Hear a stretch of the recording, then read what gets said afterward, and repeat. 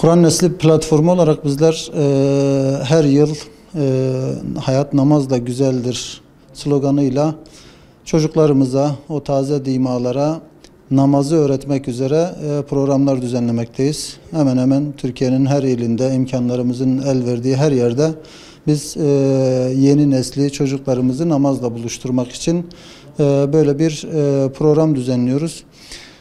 İnşallah bu yılda birçok ilde gerçekleştireceğiz, il ve ilçede gerçekleştireceğiz. Batman'da ise 27 Ağustos'tan itibaren 15 günlük bir programı başlatacağız Allah'ın izniyle. Programımız başladı. Bizim velilerden, anne babalardan isteğimiz var, ricamız var. Her anne baba evladının istikbalini düşünür. Hatta bu endişeyle belki uykuları kaçar. İyi bir okul, iyi bir öğretmenle buluşsun çocuklarımız, iyi bir üniversiteyle buluşsun diye uykuları kaçan, bunu endişe eden anne babalara biz şunu söylemek istiyoruz. Sizin en büyük endişenizin çocukların Rableriyle, Allah ile buluşması olması gerekir. O yüzden çocuklarımıza namazı öğretmek bizim veliler olarak, anne babalar olarak birinci vazifemiz, öncelikli vazifemizin bu olması gerektiğini biz hatırlatmak istiyoruz. Çünkü malumunuz herkes toplumun, özellikle yeni neslin, gençliğin yozlaştığından, duyarsızlaştığından dem vurmakta, şikayet etmekte. Hani meşhur bir söz vardır, herkes kendi kapısının önünü temizlese bütün şehir tertemiz olur diye.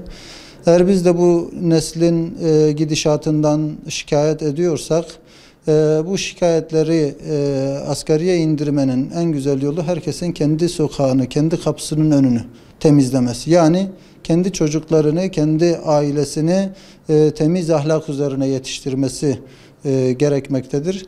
Biz bunun yolunun namazdan geçtiğine, camiden geçtiğine inanıyoruz. Çünkü Allah korkusuyla yetişen çocukların elbette olumsuzluklardan uzak duracağına, temiz yetişeceğine inanıyoruz. Bu yüzden biz tüm halkımıza sesleniyoruz.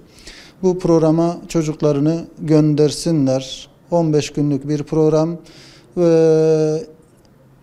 Birçok yerde, sadece camilerle sınırlı değil. Yani bu bazen camilerin uzak olduğu mahallelerde fedakar kardeşlerimizin evlerinde dahi bu programlar düzenlenmekte. İnşallah ilgili telefonlar sitemizden belirtilecektir. Bu telefonlarla irtibata geçebilirler. Bu programın, bu eğitimin verildiği yerler nereleridir, nerelere gönderebilirler. Bununla ilgili malumatı alabilirler.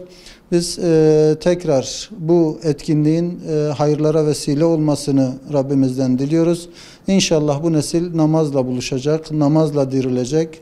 Toplum tekrar Allah'ın rızası çerçevesinde bir istikamete bürünecek. Bu noktada bizim katkımız inşallah elimizden ne geliyorsa o konuda yapmaya çalışacağız. Sahada evini açan, bu konuda o çocuklarla vakit geçiren, onlara bu eğitimi veren tüm kardeşlerimize de şimdiden bizler teşekkür ediyoruz. Allah razı olsun diyoruz herkesten.